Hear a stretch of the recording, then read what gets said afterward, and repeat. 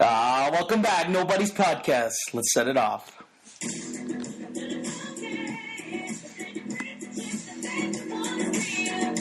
Oh shit! Monday, people, wake up! Lady Gaga featuring R. Kelly, the peon. Wake up, people! Get on it! I love how celebrities are so forgiving of each other. It's great. Rihanna and Chris Brown. Turn it up! Turn it up! R. Kelly. Oh yeah, we're back. He's Nelson. And he's Neil. And we're the Nobody's Motherfucking Podcast. What's good, people? Monday, get up. Get up. Brush your teeth. Get in the shower. Tackle this day. It's Monday. Oh, is this the Monday morning podcast? This might be the first one we did Monday morning. Awesome. I wanted to play that Gaga song because I wanted to talk about Gaga in particular, and just like what's she up to these days? Yeah, and her brilliance and the mind fuck that she does on people. Because you think she's fucking with us? She's definitely fucking with people. If you're talking about her, and I'll put Miley Cyrus in the same light. Yeah, these people are brilliant, guys. So if you're talking about them, they're in your heads. So what I wanted to talk about is the Jedi mind tricks that she plays. You talk about Schwartz. Yeah, you talk about her outfits. You talk about the raciness that she does. You talk about, the crazy makeup and, how she flaunts things and the crazy stage sets. And the meat dress or whatever the hell it was. But do you think a lot of people overlook her talent, music-wise, lyrically, as an artist, as a musician? I think she's very talented, actually. So you think people overlook it and talk about just the 90% of people that hear her music are quick to dismiss it because of the presentation. So, but do you know Lady Gaga's background and her training? Do you know what No. She's a true fucking professional. Yeah. And if Madonna, I believe, was the number one grossing artist for concerts this year. Okay. If Lady Gaga didn't claim to have a hip surgery or hip replacement, then she probably would have done it. She would have beat. Yeah, Gaga's made money in the past, big time. And I think she's but I'm going to pull up her wiki here. But what do you first off? What There's do you that think big about war between her and Madonna. They're always competing for the top. Sure. Madonna agreed to do the Super Bowl because she heard that they were going to go after Lady Gaga. And before that, she was. Oh, is that what happened? Yeah. Before that, she was humming a Hun, and then she heard they were going to go for Lady Gaga, and she's like, "Fuck it, I'm doing it." Just not Lady Gaga. I think there's always going to be the comparisons because and that's I guess my point is every time I talk to you guys about a playbook, okay, Hollywood has a playbook, the music industry has a playbook, writers and publishers have everybody, the news, media, whatever you're taking in. So do you think that's backfiring now on Lady Gaga, the whole over-the-top stuff? Or is not she at just all. over the top anyways? We're talking about her, so it can't be backfiring. No, backfiring in the case of people aren't giving her talent credit. Backfiring in that case. I think it's just like when you go into any kind of sales situation, you can focus on the people that are complete strangers and try to win them over. Yeah. Or you can go with the people that generally accept you right off the bat. And she's got enough of those people. Do you know what makes her laugh about Lady Gaga? I can't figure out whether I find her attractive or not. I don't know. That's part of the mystique. Like I look at her and I say, "Is she attractive? Is she ugly?" I can't even tell you what my opinion about this woman's looks are. Let's put it this way: attraction is not. It depends on how you want to define the attraction, right? With her, I don't know her personally, so I'm talking strictly looks. Well, you know what? She's fucking the mastermind of all hell because she's attracting you, if not by stunning good looks. Yeah. Everything don't. She's kind of mistake it. She's kind of like a trainee that you find hot. There you go. That's what she is to me. It's all methodical, man. It's not like she puts something on and throws it out there. Surgery or something, and she's hot, or she just I don't. a really feminine dude. I don't know. I don't think she just. Yeah. She is, isn't she? I can't make it out. I can't figure out what she is. And she's not. She's by no means heavy. She's quite thin, but she's not toned or anything like that. But but she's got it. What is she doing with hip replacement though? That couldn't have been full hip replacement. Bill Burr talks about that, and he says artists will throw that out there because you don't really whether it's true or not. Yeah, it's legitimate in that if she really had to have it, okay, then I get why you're canceling your tour. But you're not going to say like, oh, I sprained my ankle. Because people will expect you to get out there. You're not going to say that I was drinking the day before. Yeah, exactly. Like drink. You got to give this type of excuse that kind of appeases the fans. Are like, oh shit, I'm kind of concerned, but I don't believe you. But okay, go take care of your shit. I understand. Yeah, she's pretty young still, 1986. So how old is she? Shit. She's 27. She's been doing this for a while. Like shit, at least I'd say 5 or 6 years. Italian, French background, eh? German and English? How many people had sex with this? I wanted to get to the part where, let's see here, her schooling. Let's see. After high school, her mother encouraged her to apply to the Collaborative Arts Project, a musical training theater conservatory at New York University's Tisch School of the Arts. Like, these are prestigious schools. Yeah. Right? And, she definitely has the training. Right. Like, when you go to an art school, you're not a fucking nobody. No, right? You have to have talent for them to accept you, right? And obviously the mentality going to a school like that is we're all going to make it, but not everybody makes it. Yeah, and she made it. Right, exactly. And I guess what I'm saying is, I mean, she's hooked up from a very age as a natural talent. I see L.A. Reid's name here, right? Who's her label now? Like, let me just quickly check. Def Jam? Is it still Def Jam? Yeah, Def Jam. So that's you're right though. It's like we were talking the other day about sports. Like you could train all you want, doesn't mean you're going to make it. Right. So you're trying to beat out the elite of the elite. So that's basically what she did as far as she clearly had a talent and a calling for it. But look at her dedicating her whole life to the arts. That's amazing. Yeah, it's like you gotta give her credit. There's no turning back with what she did. Exactly. And I'm sure when David Bowie came out and he was doing the Ziggy Stardust stuff. Yeah. People were like, what they the were. fuck? Oh, yeah. You're from outer space? What are you talking about? Right? But frankly, guys. He's a champ. It's like... David Bowie is awesome. You gotta look at it like an onion, dude. There's layers on layers of shit. And that guy's acting like... Exactly. That's like awesome roles. And now they're rolling in it. So, anyway, I'm just saying she doesn't get the props that she gets. I think her music's incredible. Yeah. If you take away and break it down for what it is. Listen to the lyrics. Think of what the lyrics mean. Like, I think you've heard Poker Face. Yeah. You've heard Bad Romance. Yeah. Right? There's stories behind all of them. Yeah. I'm not going to go into them, but Wikipedia them, right? Like, there's everything that she writes. And she writes all her own shit. Yeah. Right? And then you listen to the melodies of the songs, too. Right? Yeah. If you don't like the lyrics, take the lyrics out and listen to an instrument. Do you think she would be as big as she is if she wasn't over the top with her outfits? No. I don't. Right? And I think... That's sad. Even though that's a point... It's too bad that we're that, yeah. shallow or whatever, I don't know. We just want to... Yeah. It's crazy how society wants us... We need fireworks on all times, eh? Exactly. Well, no, what I was going to say is I think we all want each other to be the same.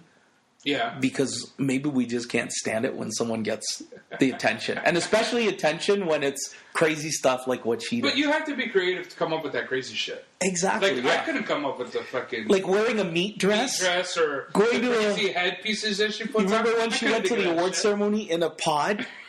Like, again, like she was from outer space? My dad was watching that shit with me. And he's like, this woman's fucking crazy. What's wrong with this woman? And then it was like, they kept going to her outfits, right? Like, doing camera shots. Mm-hmm. And he thought it was a different person every time. Mm-hmm. I'm like, no, that's the same woman, man. It's like, holy shit. You know what? That's what it takes to get to the top. Like, arguably, she's the top pop artist, for the last couple years, like, in the game.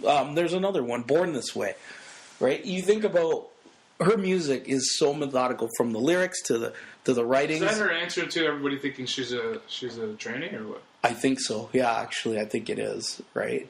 Now, I think that's why she appeals to a lot of different crowds. She has a really big gay following, doesn't she? Oh, I would imagine. Big time, right? Like, not just for the dress, the flamboyance. Yeah. Yeah. So anyways, like, Madonna, the two, you can't help but the two and two going together, right? Being... over the top?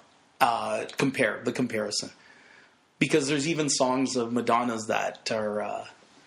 like Born This Way, I think, and they're very similar. Yeah. Express Yourself have a very similar melody, right? Same message too. Yeah. And sure, she's gonna be. And Madonna came out with that sex book that was like, to me, like a desperate cry for attention. Even though she's already having all this attention, like you got to go over the top with the poor excuse for a sex book because it really wasn't. Right. And everybody's going nuts over this. And and now, like, I think I was 12 and I was like, that was before, not even a big deal. That was before the internet, when, porn wasn't free and sexiness wasn't, like, it wasn't just readily available. You had to go to the store. I was exposed to porn too early with two other brothers, but I'm thinking, this is bullshit. I was disappointed, man. Well, I mean, if she had leather on, great. When sold in a fucking whip. When that kind of stuff is not readily available, and the raciest thing is like Hustler or Playboy. Yeah, you get a Madonna book in a cellophane, and you're freaking out. But right? It's to me, it's like the 50 Shades of Grey. It's the same comparison. Like all these women are going nuts over this. There book. You go. And I'm like, this is child's play. This is bullshit. I think you can't help. She's gonna get allegations or accused of imitating Madonna, but like, come on. Only because Madonna was exactly. First. There's so few people that in the industry that with that kind of success that where else are you gonna get it from? Yeah. It's too easy to draw that. No, exactly. This is my point. A lot of artists, female in particular, because guys can't really do this, and I'll give you an example later, but you always see artists go from especially a young child prodigy. Okay, Rihanna, when she came out, was she like 16, 17? Okay. Miley Cyrus, she was a teenager. Well, those girls, those people, you're just waiting for them to go nuts. Christina Aguilera, Mariah Carey even. Yeah. Okay, did they not all start off with this innocent singing ballads and love songs? But they're young kids. What are you going to put, like a sex song? right.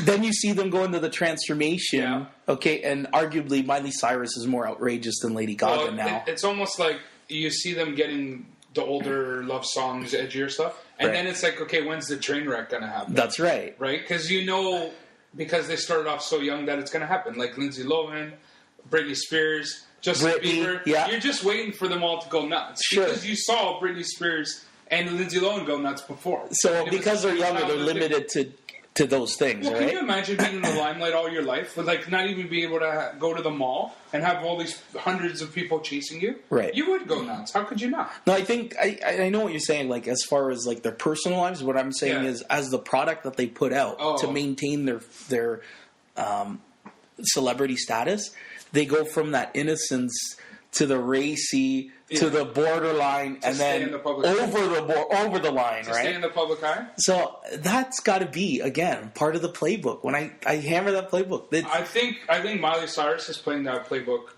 more than ever before, and purposely. They're of course purposely, but I think Justin Bieber's doing shit because he's an idiot, and then Miley Cyrus is doing shit because she's. And why is that though? Because he does stupid shit like speed down the road. I've said this example over and over again. He drives like a retard down the street, and then the NFL guy. I think there's a bias. I think there's a male-female bias here. Well, maybe, but I don't know. I think Miley Cyrus. Okay, this is maybe why I think this. Justin Bieber does stupid stuff off stage. And Miley Cyrus's stupid stuff on stage. There you go. That's what I'm saying. That's why I think I'm saying what you see these versus not playbook. What you're seeing these ladies do is just buy the playbook on mostly on stage stuff, right? Just going with I'm talking about their music and their covers and their music videos. They get sexier, they show more skin, they get punkier, they get tattoos, right? They're playing with guns, shit like that, right? They get really sexually aggressive, right? And that's just part of. But can Bieber? It's not acceptable for a male artist like Bieber to do that. I think it's the way he's doing it. But like you said, none of it is really on stage stuff. That's why Bieber gets. That's why he has to do the shit off the stage. He should be doing better things on stage. I agree. If you focused on what he was doing, right, and not did you hear about how he signed Anne Frank's book in the museum? We talked about that. Yeah, we did talk about that. Okay, so you don't hear about Miley Cyrus doing stuff like that, right? Just disrespectful stuff. So don't forget the whole twerking incident. Was at an award show when she was performing. Right. It's a performance. Right. Yeah. The Anne Frank thing was not on fucking TV. That's why I say Miley Cyrus's stuff is more calculated. I like that. I'm glad that you brought that up, because maybe that begs a question. There's not a channel for a young male artist to do the same crazy stuff.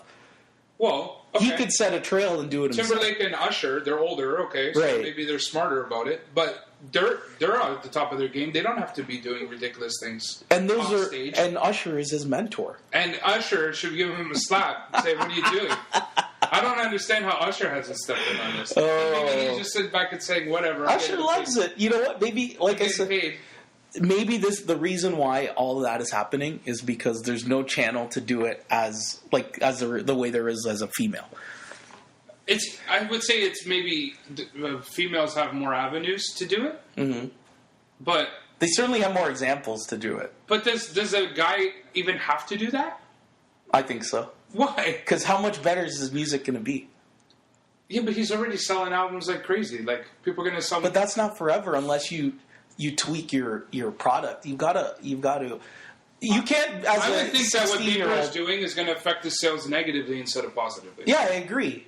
Just don't be an idiot. But he has no other course. He has nothing else. He should just be like a mute off stage and perform on stage, and that's it. Frankly, the stuff that Justin Timberlake sang when he was in NSYNC is the same shit that he sings on TKO.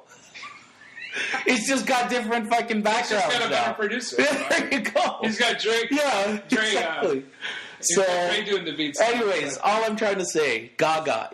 Break it down, people. Don't just take it at face value. If you judge, of course, and you know what? It's always our parents, older people, never seen anything like that before. No. To this outrageousness, they've certainly seen, like your parents' era, our older brothers and sisters' era. They've certainly seen artists do fucked up things. Well, you know, the funny thing is, with their era, Elvis shaking his hips.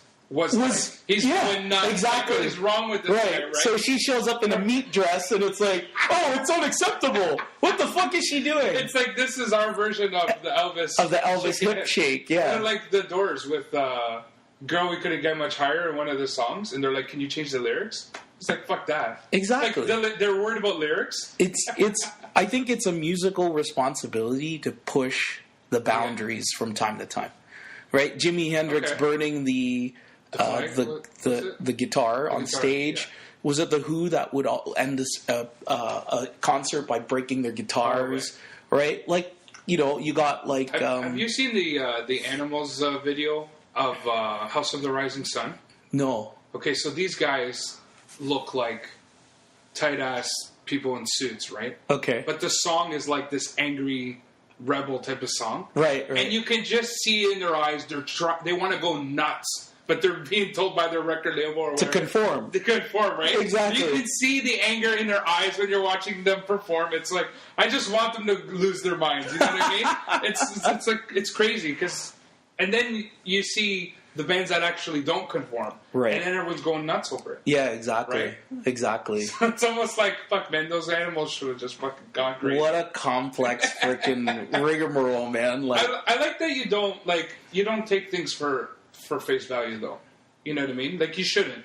Whenever there's something going on in the media, or an actress or singers doing something, you got to think behind, like, what's going on behind the scenes. Are they sitting in a conference room deciding the next big absolutely fucking absolutely are they are conspiracy? Because I think when people do it off face value, they actually believe that all the stuff Gaga does is off the cuff. It's very naive to believe that. Exactly. She goes to the what do you call it? The secondhand clothing store. She picks out the most outlandish shit and says, "Yeah, this might work." Yeah, I don't think so. Yeah, like, calculated. Man. Believe me, she's done her her study of the musical industry, the history of other artists. Like, she's got a team of people working around exactly who have done this before, right? Like, you got to understand, when she signs on to a group, those people are already working with artists that they've executed this already with, right? You know, that rivalry between Madonna and Lady Gaga, it's a little bit of an immaturity thing on Madonna's you mean like side, I think. The whole... Well, she should be like, you know, good for her. She's younger. She's the next generation. You know, let her do her thing, right? Ah, that's a good... Instead, she's like, fuck her. I want to be the only one. Right, you know? right. you know what? To get to this level, though, is a level of pressure. Oh, yeah. And achievement. And at the same time, you got to have that craziness to want to do this, right? Because you can be completely talented and then get a part of the game, and now you're starting to experience producers, directors, people that manage your shows. All of a sudden, you got to do promo work. I know everybody's opinion picking you apart. It's the singing's not the work. I know. Forget that. It's the creative. It's the songwriting. It's the input. It's the production. It's the promos. Like, they work fucking hard. And then when you don't see them for years, you're like, where the fuck have you been? Just sitting on your dick? Enjoying your money? Isn't it funny that it says here that she's influenced by David Bowie, which you could see easily. Yeah. Michael Jackson, which everybody is influenced by Michael Jackson. Right. Then you got Madonna in there. Of course. I wonder if she still likes Madonna or not. You know what I mean? I'm sure she does. You can't deny it. That she does? Sure. I don't know. She does so many things. Like, there's a picture here right now. It reminds me of Vogue, or like the microphone around the ear to the mouth. Oh, like, yeah. The first one I ever saw it was Madonna doing that, right? So, yeah, it's just insane. And now, supposedly, she has a personal net worth of $190 million. So, if it's wrong, check your bank account. Yeah, right. I don't think you got $190 million. I want to be wrong. I'm going to start streaking down the streets naked or something. Maybe somebody will pay attention. When I just want to end it off at that point. Again, like, when you see something like that, it's calculated. Your natural instinct is to say you're offended. If it's not in what you're used to, you can take offense to it right away, and you'd be quick to dismiss what you're seeing. Isn't it amazing that we're so forward with technology, but we're so behind when it comes to censorship, though? Yes. Like, yeah, absolutely. Fucking Europe's fine. You know what I mean? They're not freaking out. Yeah, they're in financial crisis. They probably have less stress than we do. Exactly. Yeah, it's just a way of lifestyle. Like, sexuality and nudity on TV was acceptable there for ages before it could. Even now, it's all about suggestion and. Exactly. It's almost like. It's like we're oppressed here, and then they're freaking. Exactly. They're loving it out there. But, exactly. Yeah, it's just. We'll revisit that, I think, in the future. But I think the theme of that was, if you take sex and sexuality out of the like as a concern, right. You are just so relaxed in most social settings now. Like we're just so uptight about it here. But anyway, I want to end off that little rant on my Gaga Gaga talk when. President Barack Obama was going for his first term as a president elect, right? Yeah. They asked him about essentially the people that were not on board with him, and the reporter used the word like hate. What do you think about the people that hate you? And he's like, I'm running for president. Why would you hate me? You don't even know me. And that was his point. He goes, it's a level of ignorance. It's a level of what you don't know. And sometimes you're quick to be like, fuck, I hate this guy. You don't even know them. So get to know what you hate, and you might change your mind even a little bit. Yeah, but I'm just saying, like, look past the cover, right? Yeah. Just a little bit. Because... she's a slut because she's American. She has cleavage. People, honest to God, people have done worse things than Gaga and become famous. Right? Like, just because what she does is in the media and demands and commands an attention... right? The bad press is going to follow her. Yeah. But guess what? Part of that I know she knows, and she's willing to accept it. Yeah, right? she's got. So who's fooled now? Yeah, I know, right? Exactly. Yeah, it all goes back to our recurring theme. Nobody loves like conformity. No one likes norms, it's right? True. You know, challenge the status quo, people. There you go. I think you had something that you wanted to bring up last time. A couple of things, actually. You might not know about this because you're not a soccer fan, but Portuguese soccer legend Eusebio died yesterday, 71 years old. Uh-huh. And I've never got so many text messages in a day about the same topic before in my life. Everybody I know that's Portuguese was texting me, telling me that this man had passed How do I spell that? I'm going to take a look at it. It's Eusebio. B-I-O. So he died at 71, eh? Yeah. So basically, this is like the equivalent of Ronaldo dying for us. Okay. Our generation. Yeah. So my parents' generation, he was like the Ronaldo of their generation. So he's not Portuguese born. He was born in Angola. Okay.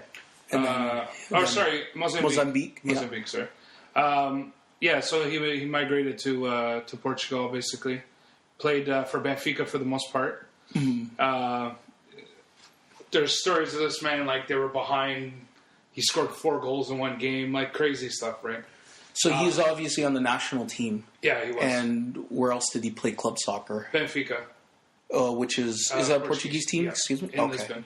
Okay. So he, like from what everybody says, super nice guy, like no ego, always welcoming, all that stuff, right? Yeah. So just kind of a little shout out to the Portuguese out there who are all probably feeling the sorrow. Yeah, absolutely. I mean, people like this, you can't underestimate like their the positive spirit it brings. You know, like there's tough times in a country, and then you bring them together in sport. Yeah. Right? And someone does an incredible thing, and everyone loves an inspirational story. I mean, here you have a man born in, you know, maybe a war-torn, certainly impoverished country like Mozambique, and he makes it out of there to come to Portugal.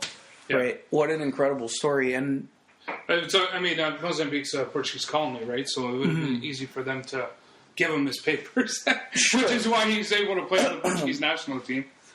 That's incredible. But what position did he play? Oh, he's a forward. Forward, yeah. The one kind of, I don't know what I would say funny, but ironic thing about it, his nickname was Black Panther.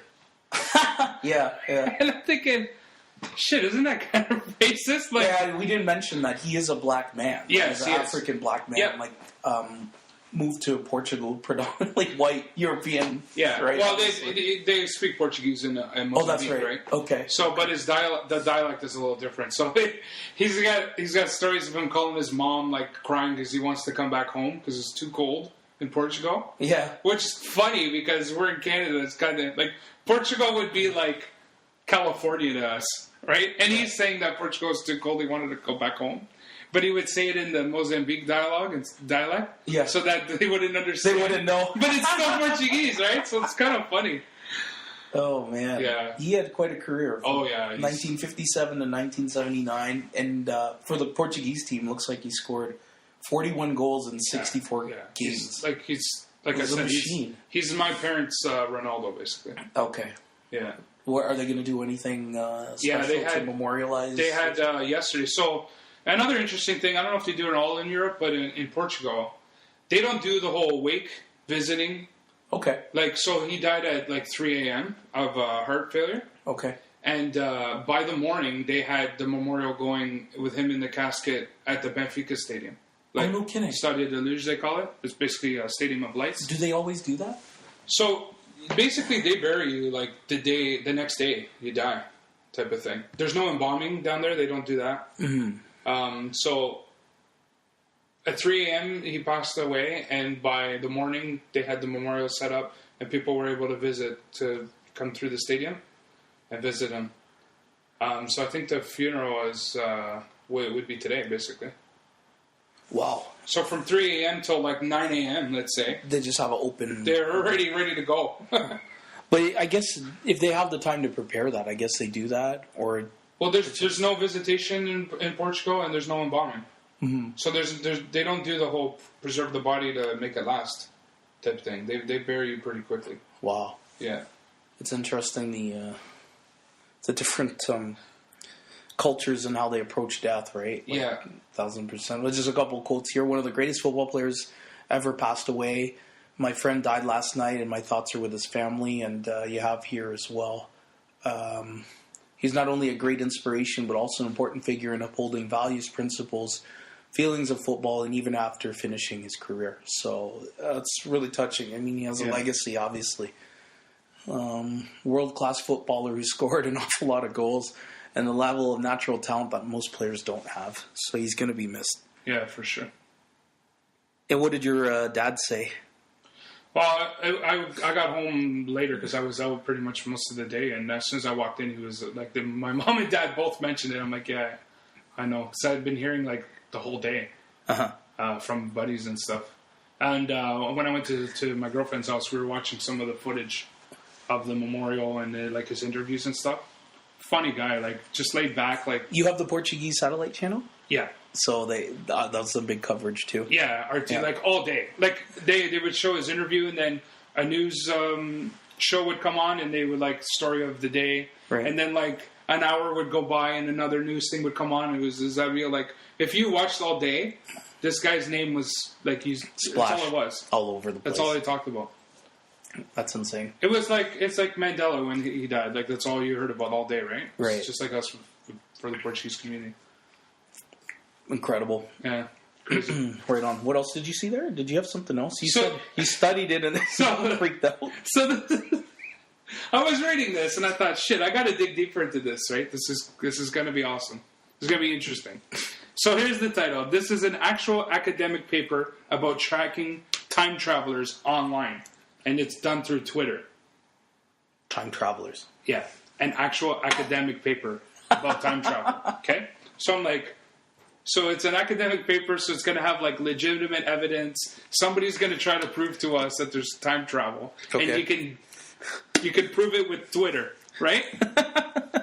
So I read the whole article and the paper, and basically at the end of it, the paper said we have no proof or evidence that can be found to prove that there's time travelers. When you have that, aren't you supposed to come to a conclusion that it supports your exactly your thesis? Isn't that the argument? Oh. So I read this whole thing and I'm like, it's the worst. What's it called? Paper.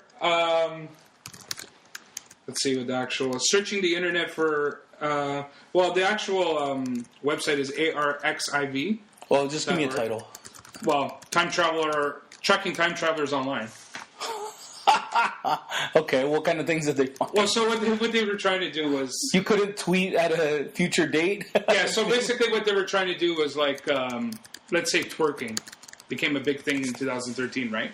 So they were searching for evidence where somebody would have talked about twerking before 2013. Like, how would somebody in 2008, that's it exactly right there, the Daily Dot. How would anybody in, 2008 know about twerking, right? And how was this tweet published in 2008 about twerking, right? So that's what they were trying to do.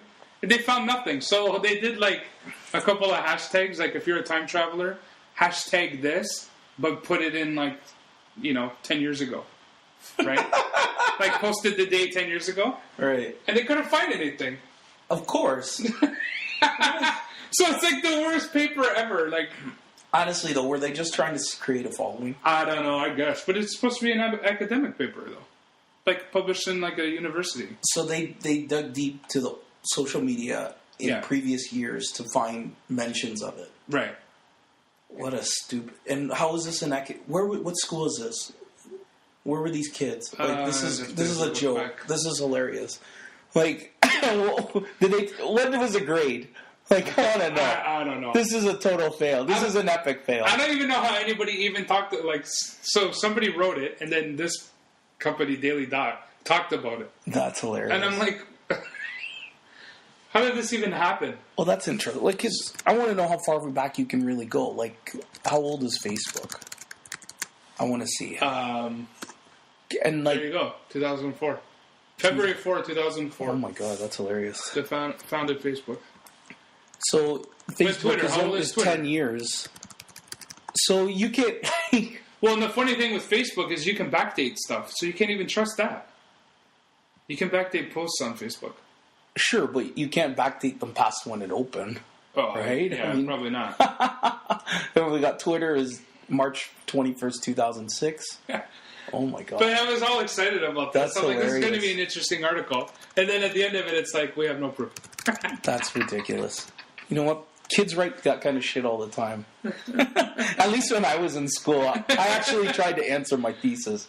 Yeah, you would think that was the point of it, no? Oh my gosh. Actually, this is interesting. Over the holidays, we're sitting there talking with the cousins, right? As you get to do, you're passing time. Yeah. Everyone ate. Then there's that awkward silence after eating. let's talk about shit we care about with each other. I'm kidding. And we're talking about different generations and eras, and there's cousins that are certainly younger, around our age in the 30s, and then older than that, right? Yeah. So it's funny because, like, internet for us, if you're in your 30s, you probably started using it maybe at the end of high school, midway through high school. Grade 9 for me. Right. I mean, I took a couple classes. Yeah. One of the courses, we started off by creating an email address. Oh, God. Like, creating a Hotmail account. Which, in fact, actually, I've had that email account since... Have you? It's insane. Neil kicks ass at hotmail.com.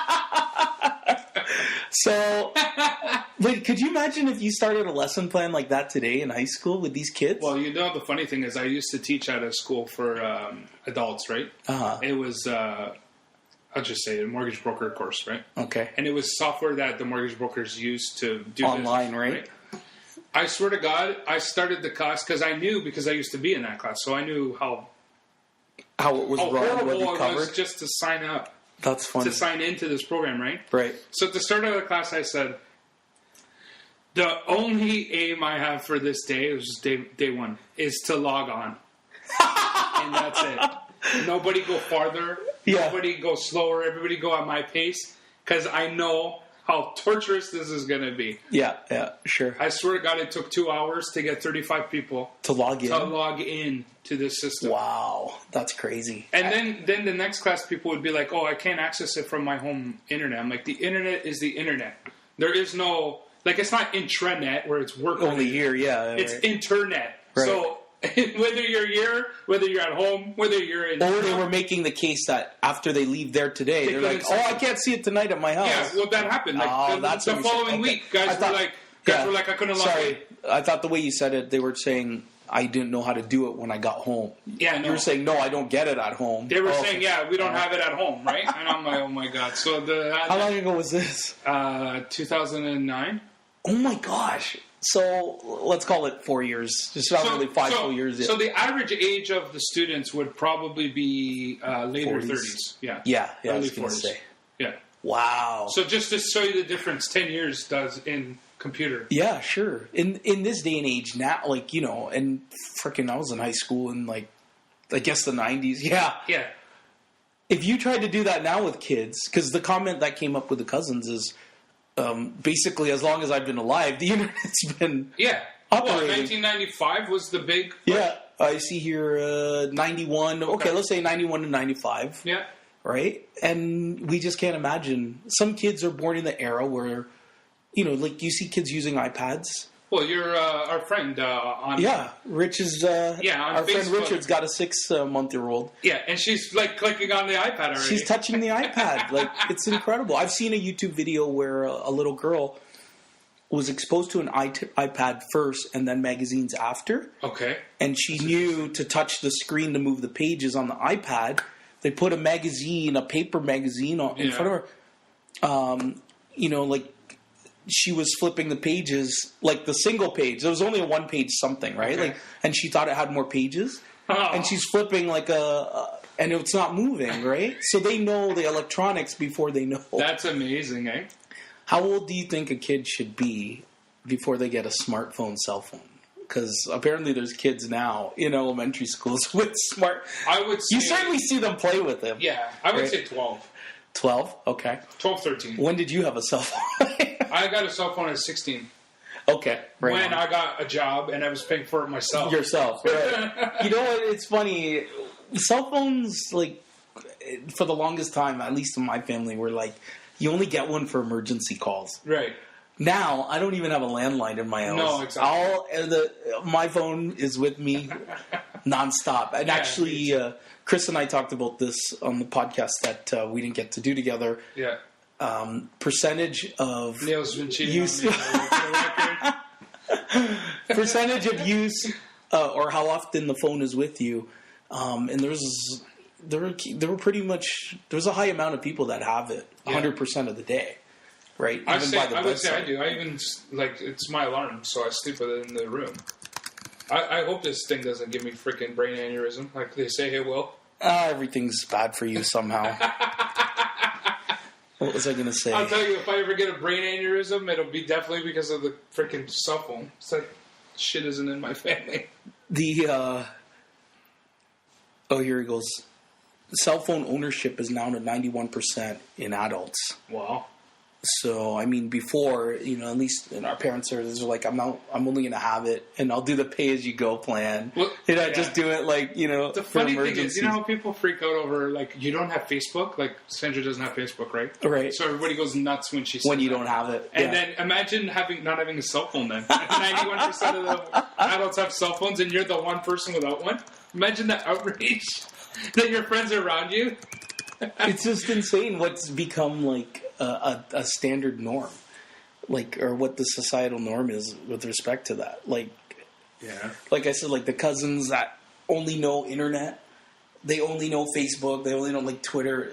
They're even them. It's like you have no fingerprint if you don't have those things. But the generation behind us is not going to be so Facebook because your parents are going to be on Facebook, right? Mm-hmm. So we're the first generation of Facebook, right? Right.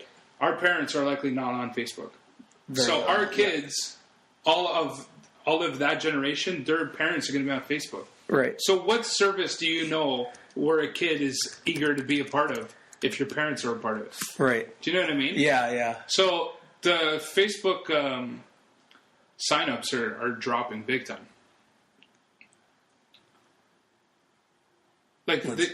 These people are. So you're looking up what? Yeah, I'm just pulling Facebook up users by generation. No, I'm just looking at the generations to look at the definitions. We're Generation X, basically, or you could say the beginning of Generation Y if you were born in the 80s. This Nelson's got a faulty coffee cup. His coffee cup is cut off. I think he's got more on his shirt than he does on his time. In his stomach. I'm good for a drink. Yeah. This shit's pouring everywhere. I'm gonna end up owing you a carpet. Yeah. Luckily, it's all falling on me, not the carpet. Shit, I'm gonna have to go shower at the end of this podcast. Go ahead. I'm not drinking coffee anymore. So you say that the number of sign-ups are going to go down? Yeah, they are going down already. Why is that? Sorry, or has it lost popularity? I think a little bit of it is losing popularity, and a lot of it is the generation behind us. So the younger kids. The younger kids don't want to be a part of something that their parents are. Oh, so okay. Would you be so fast to join a social network if your parents are all over it? Yeah, I see what you mean. It's not cool to be associated with the same things. Yeah, exactly. Yeah. So they're probably on they've moved on to Twitter or Instagram or Vine. That's their thing now. You know what I mean? Mm-hmm. Mm-hmm. Facebook is for their parents. True. Right. It's already passé. Yeah. So in 10 years from now, they say that Facebook won't even exist 10 years from now. Do you think that's true? There's a lot of money vested in it. I think it'll exist. They'll in make a changes. Completely different fashion, completely different use. Right. Or the signups will just start to dwindle down. Yeah. Yeah. I don't know. I'm already feeling the backlash of Facebook. I don't go on it unless I get a message from somebody. I've never done a Facebook status. I did one the whole time I've been a part of Facebook. Right. I'm not a Facebook status guy. I don't care for your feed. Unless you're a mess and you're always complaining about your life. I find humor in that stuff. Right. So you like the dialogue. I like the Facebook status wars. You fucking bitch! I'm gonna get you back. This and that. Nobody knows who this person's talking about. You like to watch Nobody the drama. knows the situation. Right? That kind of shit makes me laugh. So that's the only time I'll read a mini feed. Other than that, I don't care. I don't care about your kids skating. All those pictures of my boys are on skates for the first time today. I don't care. You're not into that? I don't give a shit about any of that stuff. So I'm never on Facebook. Okay, this is really interesting here. Generation Y, Echo Boomers, are somewhere born between, let's say, the end of the 70s up until 1994-ish. And okay, so that would be us, Gen Y. Supposedly. I've heard us included with the X's. We're at the end. We're the 80s. Okay, so we're Ys. Yeah, we're Ys. More racially and ethnically diverse and much more segmented as audience aided by cable TV, satellite radio, internet, and e-magazines, etc. let's see here. Look at that. They're less brand loyal. Less brand loyal. And speed of the internet has led the cohort to be similarly flexible and changing in its fashion, style, consciousness, and where and how it is communicated with. That's interesting. All right. Yeah, I could... Brand loyalty is not important to me. No, me neither. I see that. I can see... It's interesting when you read, like, horoscopes or... Yeah. You know, breakdowns are like, yeah, that's me, that's me. I know. You're like, do they know who I am? Let's see here. They can be raised in dual income or single parent families and have been more involved in family purchases, from groceries to new cars. 1 in 9 Generation Ys has a credit card co-signed by a parent. Jesus. Oh, 1 in 9? That's not too bad. That's interesting. Yeah. So that's where parents believe to extend credit to their kids. They trust their kids with it. That's how they make the mistake. 1 in 9 parents are fucking up. Never for your children, no matter what. That's my advice. So this is, let's see, incredibly sophisticated, technologically wise, immune to traditional marketing and sales pitches. I agree with that. Yep. And only grew up with, not only grew up with it all, they've seen it all and exposed to it at an early childhood. That's interesting. When I think of like the consumers today, they're certainly smarter. They use the internet before they jump into they use the internet before they jump into purchases. So, and the fact that they've been involved in their parents' purchases, I think that's really neat too, because they're already used to being involved with buying a car. Like, you kind of hear stuff like, when like our parents. When I got a car, my dad brought it home, and we just, we got the first color TV. They brought it home. Now, you're going with them. It's an experience. Yeah. Right? And what's that other part? Immune to traditional marketing and sales pitches. It's true. Agree. Like, since when have you ever bought anything from a postcard that got mailed to you? Or you never do that. Direct mail, telemarketing. I mean, that's door-to-door sales. That's dead.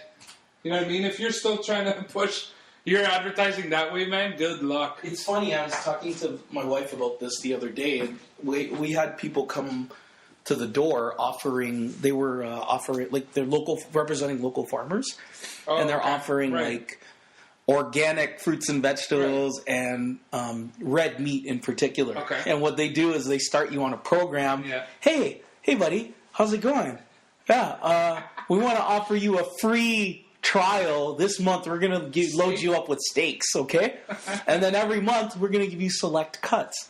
So I'm like thinking, so it's a subscription based. I'm like, no thanks. I brought myself, when I go to the door, I bring my cell phone. I'm like, I'm on a call whether I'm on or not. Or I'm too busy. See you later. Like, you know what I'm going to do just to fuck with people? I'm going to start selling encyclopedias door to door. Go back to the old school. Fucking right. I'm going to wear a suit. And I'm going to show up at your house. My poor parents, they bought it. Oh, no. They bought them too. Oh my gosh. We had them in the bookshelves. It looked beautiful. It looked like a nice office. It made you look like a Honest lawyer. to God, how much did I use it? And now, would you even buy those? Like, not even a coworker of mine, I was at his place and he's got them. I'm like, holy shit, man. Really? Encyclopedia set. I've never seen it before in my life. That's so funny. And you know what the funny thing is? People in our generation are going to look at those and be like, no, it's out of date. I go to Wikipedia, I'll go to Google. By the time it goes to the printer, it's out of date. That's crazy. Yeah. Or Atlas. Yeah. I was we're looking at model homes, and one of the home stagers had one there? Had an Atlas sitting on the table, and I'm like, what the hell? What are you trying to capture? Like, what am I, 80 looking at? Were you looking at old people homes? I know. I was thinking, who the hell would think to put an Atlas in a house nowadays? Nelson's looking for those senior community, one story, no stairs. He wants the laundry in the kitchen. It was a freaking retirement home stage. He wants the master bedroom beside the kitchen. One-stop shopping, so minimal footprint. I couldn't believe I saw an Atlas. But this guy's trying to sell us steaks, monthly bullshit program. And I'm like, you know what? If I leave it up to you to pick my food on this stupid program, you're going to give me the shit that no one wants. And then this is what this is. This is a door-to-door campaign, right? Because anything sold door-to-door isn't worth the money you pay for it, is it? Well, I mean, how fresh is that steak going to be? Yeah, they're giving me the shit cuts that someone that would go to the store gets the first choice. Yeah, I don't know. Maybe it's legit. I don't know. I don't know. I highly doubt it. And because of the fact that they came to the door, I was like, the hell with it. Right. Exactly. So that's me. Yeah. Right there. You're immune to marketing and door-to-door sales pitches. So that's interesting. Let's jump. Yeah. What's Generation Z, which I just read a little bit about not long ago. We'll just revisit it. This one is interesting because these are the folks that are born 1995 and then currently. Yeah. So they grew up with the internet. They're not going to know a world that didn't have internet, social media. Can you imagine a world without internet? I couldn't. Now, no, hell no.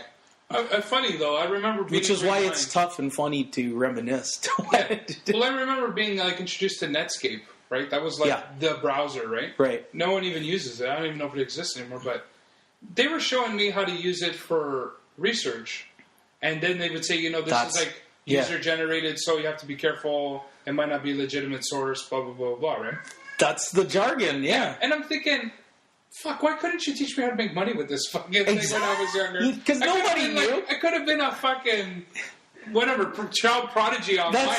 That's academia for you, right? Which actually, to make money. I'm glad you brought that up because there's a point I wanted to bring up with respect to that. But that's interesting. When it was like an electronic library. That's what the internet was. That's what they taught you. That's how your teachers... And you know what? If you looked inside their daily plan or, probably their instruction from the school board, what is it going to say? It's like you need to teach these kids that it's like an electronic library. Bastards, man. That's hilarious. Electronic encyclopedia, basically, is what you're telling me. I remember writing papers, going to the library, finding a source, developing an idea, and writing about it. Just like this paper here. Yeah, I actually tried to... Footnotes of what your source was. And then as the internet became more and more involved, people were more likely to just plagiarize and not get to the nitty-gritty, not answer the question. And they told you, too, if, you have to be clear that your source was internet-based and put, a fucking star beside it. That's right. Yeah, exactly. It was so could be bullshit. What did that teach you? It taught you how to work harder to find a source that no one could ever uncover. Okay, Generation Z. Yeah. All right, we don't know much about it yet. Obviously, they're still kids. They're 5 years older. We know a lot about the environment they're growing up in. Highly diverse. Will make grade schools of the next generation the most diverse ever. Higher technology will make significant inroads in academics, allowing for customized instruction. That's cool. Data mining of student histories and pinpoint diagnostics. Okay. The kids will also grow up highly sophisticated media and computer environment and will be more internet savvy and expert more so than Generation Y. Let's see next. Okay, so there's not much, obviously. Yeah. Let's go with what our observations are. I think that's definitely true. I got cousins with young kids that want to steal their iPhones and go on YouTube. And they know how to log on. Yeah. They know how to find the videos. Yeah. The recommended video playlist. Yeah. Some of my cousins will give them the phone, and the kid will be on there for hours because they watch one video, they know how to pick the next. Yeah. They just know, right? I had my wife's cousin. Their little guy knew how to go on the YouTube and put on Michael Jackson videos, and he learned how to dance because of it. It's just insane. Did I tell you I had a coworker who her daughter didn't know that Michael Jackson was black at one point? Oh yeah, you told me. I think I mentioned this before. Yeah. Are we getting to that age where kids are like... Yeah, they think that Michael Jackson was white. Can you imagine that? And then there's going to be the age of people who don't even, didn't know Michael Jackson. Here we are talking about Gaga. Meanwhile, Michael Jackson started off one race and ended up another. That wasn't offensive. You still love his music. I lived through the transformation of Michael Jackson. That's crazy. That's going to be funny. When I'm 100, I'm going to be like, I saw two colors of Michael Jackson. I think there was another a friend of mine is a teacher.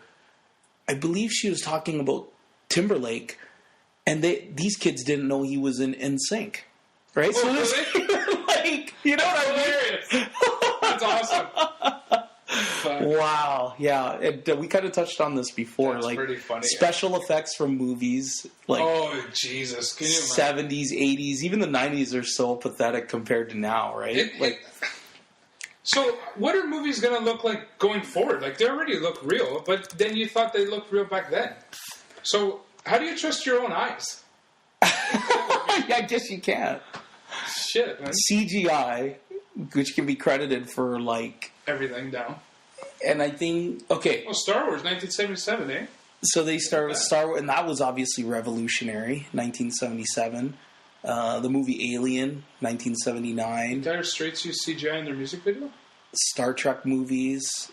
That's not from 89. It looks like... How about that? So up there's Dire Straits, right? Yeah. Money for Nothing? Right. You know the lyrics of that? Yeah. That little faggot? Maybe I'm thinking the wrong song. Nah, the Money for Nothing, Chicks for Free? Yeah. And he's talking about... they're like movers working hard for their money. Yeah. But that little faggot on TV, like, not working hard and getting all the glory and stuff. Oh, yeah. I can't believe that was a lyric. Yeah, no kidding. You know what I mean? So it's like we're more censored now than they were back at that time. Yeah. 70s, 80s, whatever. But it begs like the question: did they just let it happen, or did the people regulating not know? How do you not know? How do you not know? Song in that decade, right? Puff the Magic Dragon. You didn't know. So we went from over censoring with you can't say "girl, let's get higher" or whatever on TV to faggot being acceptable, and now it's not. You know what I mean? Like, I didn't even think that's what you meant. I didn't know that word was in there. Yeah, that's a lyric of that song. That's crazy. Yeah, I'm not calling anybody that. I wouldn't use that word. Jesus, man, that's too harsh, even for me. Toy Story, there you go, 1995, is the first film from Pixar Animation Studios. So, I mean, you can definitely see a difference. Like, look at the shit that you see now. 1995, Toy Story. Isn't there Toy Story 3 that just came out? I think so. But here's the thing. They're getting more and more realistic, right? They are. So I want to ask you, is there a point where it's too real? Well, they're getting to a point where, like, people, like, actors don't even work out anymore to get their bodies. Like, Man of Steel, CGI, that guy. Yeah. Unless he, like, lost a ton of muscle from one movie to the next. Right. If you see how he walks around, he's not huge and shredded. You're always going to have that element. And Bane in Dark Knight is CGI, too, his body. How much of that? How do they do that? He's moving around all the time. I know. Well, whoever, like Christopher Nolan's a big CGI guy. Yeah. They just bring in the best freaking guy to do CGI, I guess. Because if you look at, what the hell's that guy's name? Tommy something? He was in Warrior before. Have you seen that movie? Yeah, Tom Hardy. Tom Hardy, that's it. Yeah.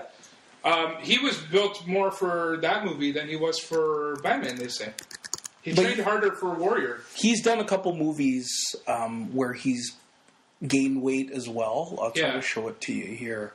It's a British flick. He plays this guy who's like a hard-time criminal. Okay. Just a real badass. Yeah. And he has the same physique that he did when he did Bane. I'm trying to find it here. Really? Yeah. That's typically when you find these guys in their roles, it's not the first time that they've done it.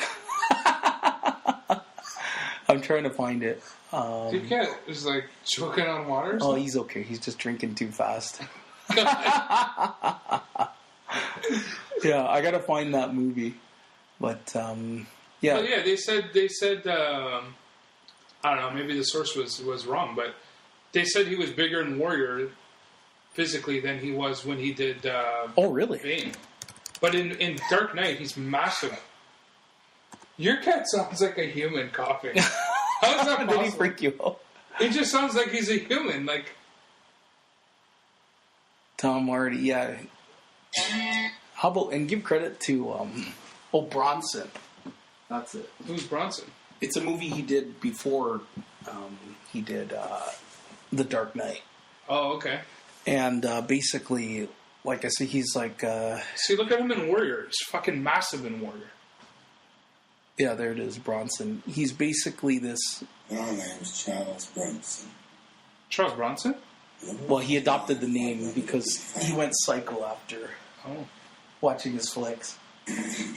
Here, look. I never saw this. Yeah, it's. Is it low budget? It's a British flick. Oh, okay. Explain the Rampton rules. Rule number 1: you do as you're told. See, Rule number 2: They show him beating the shit out of guys. we're line tamers here. He's this hardened criminal. he doesn't look too big there. Let me try to find it. I gotta see Here. it right there. That would Yeah. be good. Yeah, see? There's no way he's as big as he is in the Dark Knight there. He's a real bad there. Look Yeah, how he's big- smaller than when in Warrior. This I came think out- he's bigger in Dark Knight than he is in Warrior. That's what I mean. But You said physically- it the other way around. No, but because in reality he wasn't. That's the point. Yeah, In reality, they use CGI to enhance. exactly. Yeah. He was bigger in Warrior physically than he was when he made Dark Knight. But Well- in Dark Knight, he's twice the size of in Warrior. You know what I mean? So they say they CGI'd his body for Dark Knight. I don't know. These guys just however they do it. So we can't even pretty believe proud a of it. man's body anymore. Is basically how good CGI has become. Can't believe anything that you That's- see out there. That's the 10-minute way of getting to my point. It took us 10 minutes to get there. But I that's tried what to was watch that flick, but I find it really hard. No offense to accents, because certain scenarios I really like an accent. Yeah. But to watch a full movie with accents, I can't. I have such a hard time. I haven't seen Snatch to this day. Oh, really? I haven't seen. I couldn't watch Bronson. What's So you another don't one? like the new James Bond movies then? No, I do, because not everybody's accent. Oh, not everybody has that. But if it's full tilt accents, I Yeah. get like what's the Train Spotting? Oh, that's a horrible movie. Is Well, you have to be... It's one of those movies where you have to understand their humor, the culture. the culture, yeah. Yeah, because I had a friend of mine who was Scottish, and she was all over that movie. She was like, that's Sure. like so accurate, blah, blah, blah. Right. She was like, that scene in the crazy toilet or whatever. Yeah. I'm like, that means nothing to me. Like, it's just a disgusting toilet. There's in the just middle such of a bar. disconnect. Yeah. Yeah, it was a disconnector, right? I think we like locally grown way too much I here. guess. We gotta start subscribing to this fucking meat guys. Yeah, the meat guy's getting the local servings. Yeah, right. So I guess you could call Generation Z the Pixar generation. I guess, yeah. The You know, 'cause CGI those generation. kids, they go crazy over the films, and you know, it's funny that those films have a lot of adult humor in them. So even if you go watch them, like It's true. there's like all these innuendos, you know. And like The Simpsons was not made for children. No, yeah, and it's Family funny. Guy. You could get away with more in cartoons than you Yeah. can in like Isn't that funny? right, like South Park, Family Guy. Yeah, South Like, have Park, you ever yeah. seen something racy on those? That you're Oh like, yeah. holy crap! How did they do that? Hell yeah, they're brutal. South Park's the worst. Did you hear they killed off the dog with Family Guy? They did, Brian. Brian. Yeah. How did they do that? When? Like last month. Come on, They got a new dog apparently. oh, that's He hilarious. got hit by a car or some shit. How do you kill off one of the biggest... Back from the dead. No way. They brought him back. No. So there you go. No, they I'm not going to bother finding out They didn't because I bring him want to see. back. That's hilarious. bullshit. They killed him off in November and then they brought him back. There you go. Oh, that's lame. Next, they're going to be killing off Stewie. Well, that's the beauty of cartoons. You can bring him back. Well, like, what are they doing? The whole South Park, they killed Kenny? I think Kenny so. died in every episode, didn't he? There you go. I think, yeah, you did. That's insane. Yeah, what else we got here? There's a video. Have you ever seen the world's fastest workers? No. This is funny, man. Okay. I was just talking about it with Sandra. I forget why. I think we were waiting for fast food or something. It was slow service. I don't know. I don't remember how it came up. So But, YouTubing world's fastest workers. Yeah, world's fastest workers. It should be like there's a couple of people working in like a factory filling poker cards. That's it. This first one, I think so. fastest workers. Probably. So this guy's building like cigars or some shit. And he's just going. Cigarettes. Yeah. By hand. Holy crap. He's rolling cigarettes. And I'm going to put this on YouTube. Obviously, it's a foreign worker. Yeah. Where is this? The Philippines? I don't know. Check this out. This guy's... Well, it's a compilation. Cards. Yeah. This other guy's, filling out decks of cards. So how do they not have robotics to build this? This is what I don't get. Too expensive. Can you imagine this being your job all day, filling decks of cards? Is it piecework? Do they pay them by the piece? I guess. I would shoot myself. This guy is putting decks of cards, 3 to 4 seconds tops per deck. Yeah. And he's building the box. Yeah, he's building, pulling the cards out. It's funny, he's wearing gloves with the fingers exposed. Yeah, maybe that helps him work faster. I don't know. Like the guy beside him is just as fast. Holy crap! So they're going joker to joker. That's how they know they've got a deck. Wow. And they build the box. It would take me 20 minutes to build the box alone. This guy's not even looking anymore. He's showing off. Fastest workers compilation, guys. You got to check it. Check this guy out. This is the guy I was talking about with Sandra. Now it's a fried chicken guy. Look at him. He's awesome. Holy crap! Fried chicken into a container and the two. He builds the box, throws the food in. Look, he's even doing tricks to show off. Please, he's shaking the pot that's going to explode now. That's true, eh? What else is this one? Making some bread. This guy's working with the dough. He's going to make a pizza. Holy crap. These guys are my heroes, like, when it comes to, like, labor. You know what I mean? This is what I would aspire to if I worked a labor job. Look at this guy. That's the best. What's he throwing? This guy's making pancakes and, throwing them like Frisbees to the cook. To the cook to put them in the fire, or what? 10 to 15 feet away. That guy's awesome. Why wouldn't he just put the table closer? You know what's funny? If I ran a company... I'd hire these guys, right? I would show this video. This guy... I didn't even know what he's doing. I would show this video to my workers and be like, look. Have fun with it. Wow. What the? It looks so unnatural how quick they are. That's CGI. He put the box in the bag so fast I couldn't even see it. It's amazing, eh? I think if you just set it in your mind that you can do it that quickly. Oh, I guess. How did he even build that bag? He did some crazy one arm motion, and it opened up the bag perfectly. Unbelievable. You know what? And the funny thing is, none of that you're going to see in the U.S. No, they're all they're foreign workers. I want to see how the people work here. Canadians' fastest workers were smoking. Oh my gosh, that's so funny. We should do a search for Canada's fastest workers. That's funny. Oh my god, that's. Yeah, you'll never see any of that shit. All right, people, I think we're tuckered out. We're going to wind this one down. Episode 16, losing some steam here. But keep chiming in. We want to start reading more advice letters. We kicked it off in previous episodes, but we want to hear from you. So let's make it more interactive. Your comments, complaints, whatever's on your mind, we'll cover it. Absolutely. So check us out on Twitter. We're at Real Nobodies. Yep. Check out our website. thenobodies.com, spelled KNOWBUDDIES. And you can either and email us at info at thenobodies.com. And we're gonna take some select letters here and chime in on what's going on with you and do a little advice column. Yeah. Inspired by uncertified specialists. Yeah, exactly. We want to preface whatever kind of advice we give you is not going to. We don't have the qualifications. We don't have the opinion. Yeah, we're not psychologists or anything like that. But we're cheaper. Yeah, exactly. But we will take them seriously, and we'll have some next time we pop on. All right. So next time, get up, get out there, do your thing, people. Keep chiming in. He's Nelson, and he's Neil. We're the Nobodies Podcast. Take it easy. Till next time. Kanye West got rocked. This is a Wolf on Wall Street. Is it? At least for the trailer.